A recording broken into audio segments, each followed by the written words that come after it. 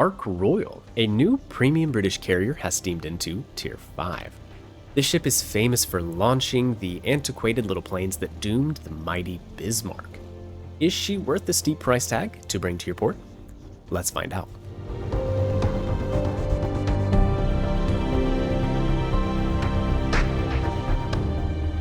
Alright guys, huge disclaimer. I'm not a carrier player. Aside from Kaga and Pobeda, I've really been skipping carrier reviews for quite a while now. I skipped Saipan, Graf Zeppelin, Midway, Hakurio, despite playing them all. Mostly my reasoning was that since I don't play these types of ships enough, I don't feel like I can really give you guys an accurate review of them. But then I thought of it from a different perspective. Maybe a scrub, a sucky carrier player playing these ships is actually pretty good for reviews. Because if I can play it, so can you. So there's that. I'll keep my opinion mostly to myself until the very end. You can hear it if you want to, but for now, let's look at some gameplay. Let's compare her to the other Tier 5s, and yeah, let's start with that. The map. Ring. I love this map, along with Faultline and Strait, but I never really get to play them since they're only low-tier maps. Matchmaking for me in this one is actually pretty good, mostly Tennessees. They're super easy targets, even I can hit them, and they have pretty average to below average AA performance. No Californias over there. I love it.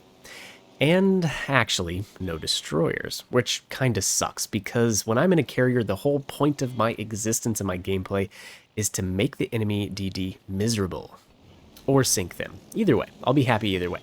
I think that's about the best thing a CV could do in a game. I may be wrong, let me know in the comment section down below. But destroyers, they're easily the most important part of a team. They have the biggest deciding factor of who wins or loses games.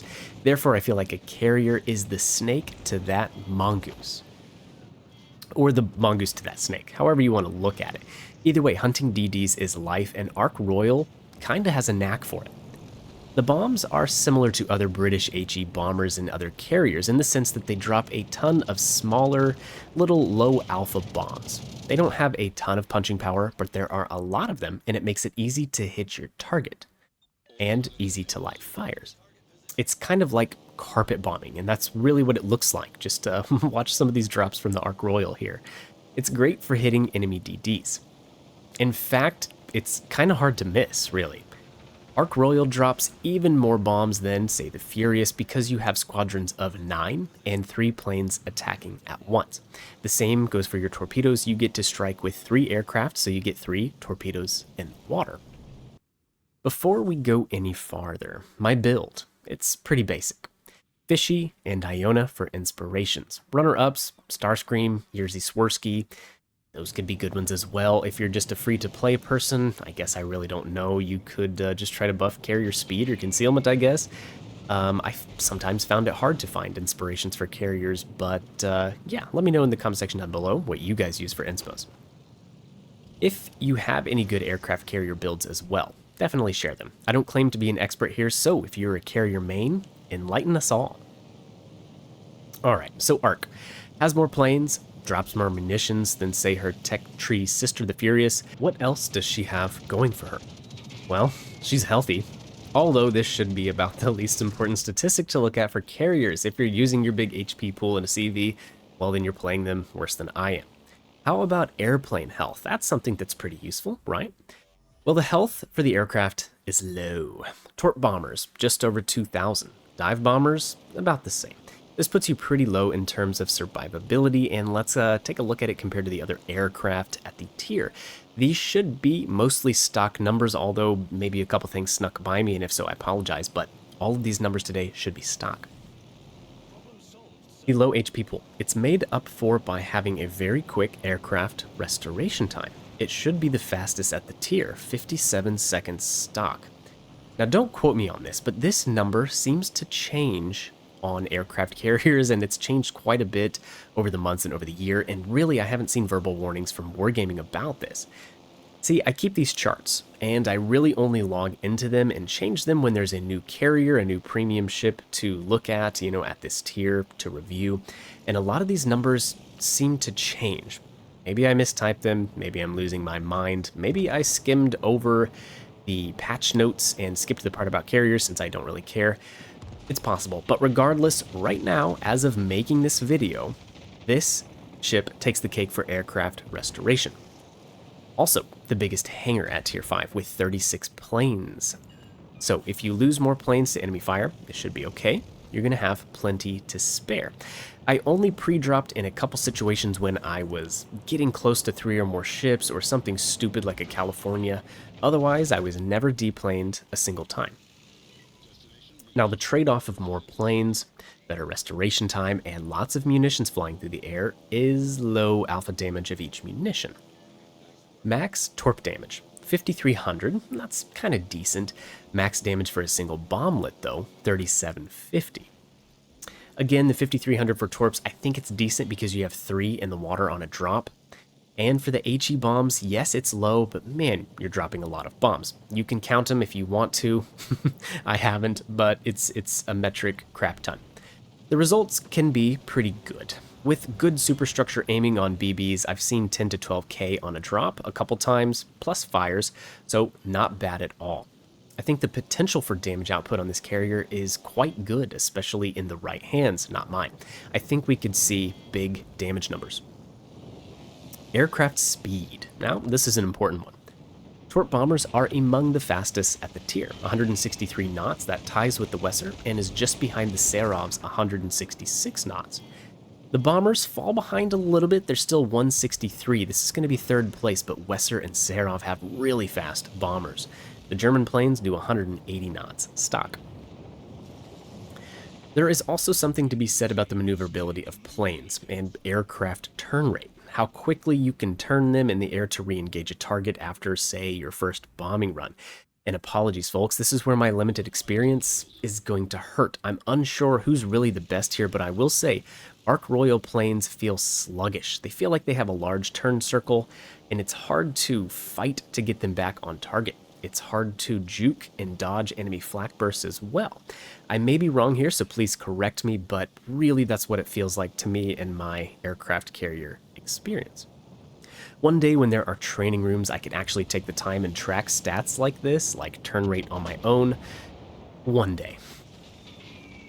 Moving on, the concealment of the planes, that's also a pretty important thing. It's significant so that you can kind of sneak up in enemy ships without them turning to, say, dodge you or make themselves a smaller profile to hit.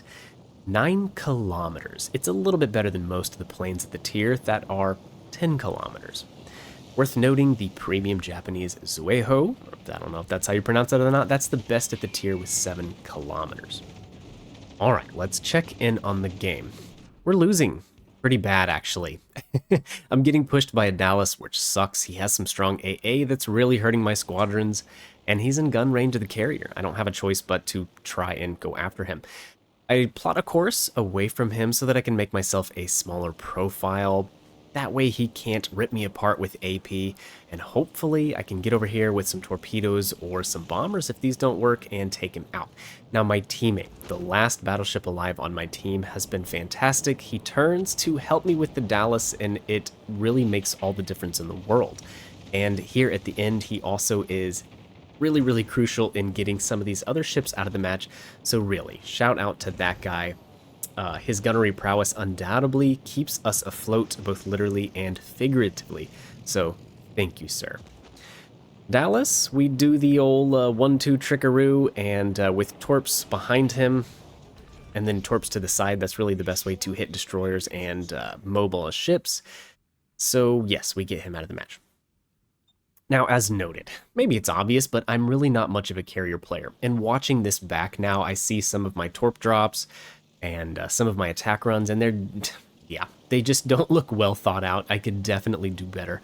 As I've played more games after this particular game here, I got better at it. You know, setting up attack runs so that you're going to get a broadside with your torps, things like that, not rushing it, that's huge.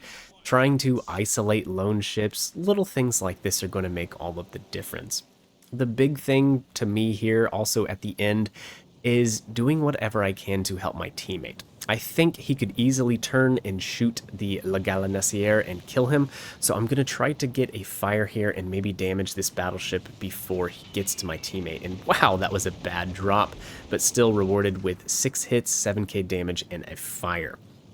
Once you kind of get the hang of dropping these bombs, they're really fantastic. Instead of having sort of an ellipse when you drop, where you're trying to bring your dive bombers in on the bow or the stern of a ship, these are completely round in a circle, so really you can attack from whichever angle you want. It is of course better to attack from the stern of the bow like that. You'll get much better results, but you don't have to, and it makes aiming these bombs pretty simple. Once again, our battleship is fantastic. Mr. Fuso takes him out of the match, and then he really only has a one-shot La Galanacière over there. So I'm going to go ahead and take my next squadron over towards the battleship, try to make him cycle damage cons, deal some damage, so on and so forth, and I think that would be the only chance I have of helping my Fuso survive and winning this game. So, I think why I'm enjoying this carrier so much, even though I'm not that great at it, the number one most frustrating thing for me when playing a carrier is to go to drop bombs on a bomb run, to line up the reticle perfectly, and then to have RNG say nope, and the bombs miss the ship. I just can't stand that. It's too frustrating to spend, a minute or two on an attack run for that to happen. It's the reason I really enjoy the Soviet CVs. Once you master the skip bombs, that bullcrap doesn't happen. It's a matter of finding the perfect broadside and just wrecking face. Now, Ark Royal, you're releasing so many bombs that again, every drop you're going to be rewarded with something. Maybe not 20k from a triple citadel like if you're playing the August von Parsifal, but still, you're going to be rewarded with something, some sort of hits, maybe a fire, a little bit of damage, even if you have a pretty poor attack run. It's just part of having that circle ellipse and dropping so many bombs. Attacking destroyers, you don't have to worry about RNG quite so much because you're dropping so many bombs. So even if you hit a DD for 2 to 3k, it can actually have a big impact on a tier 5 destroyer's match. I think this ship makes, bombing runs and things like that enjoyable, just because of the consistency in being able to deal damage. On top of that, the fast plane restoration times mean that I don't really have to think too hard when playing her. I only pre-dropped a few times, and say you mess up an attack run and somehow you screw up real bad and end up over, say, a triple division of Californias. Well, those 9 planes are gone, but it's not going to ruin your game by deplaning you. You're going to get them back because of the quick aircraft restoration times and by having a large hangar. So you can keep having an impact on a game. Basically, what I'm saying, as carriers go, this one is pretty simple to play. That's probably why I'm enjoying it, huh? Strong? Weak? Well, again, I don't know, but it's easy to play, so I guess I'm going to say it's strong with a more casual skill floor. There's a pretty tasty drop on the Tennessee, and with that, I believe he's going to burn out, and we're going to tie this game up, saving face from a loss. Other carriers, I could say, maybe once you learn their quirks, they could have a higher skill ceiling. But again, once you get good with Ark Royal, I think this ship could really sing, and we're going to be seeing some big damage numbers from her. Out of 6 games, I think I had 3 that were 60 to 80k. I know that's not too impressive, but again, keep in mind, I usually never chase damage. I always hunt DD's spot, and I try to help my team win. And also remember, I suck at them, so take it easy on me. What's funny is, this thing could be insanely overpowered. I really wouldn't know. So please, use your own judgment on what you think. Go watch some other YouTube videos on her before deciding if you want to fork out the money. Personally, I think she's fun, but you can only decide if it's really worth blowing the money on, not me. Let me know your thoughts in the comment section down below as we wrap this one up for a draw. Not too exciting, but hey, at least it wasn't a loss. I would love to hear from all of you. Also, do me a solid, smash the like button as it really helps the channel out, and this game is pretty much over. Don't forget to subscribe to the channel with notifications on so you never miss any content, and I'll catch you in the next one. See ya.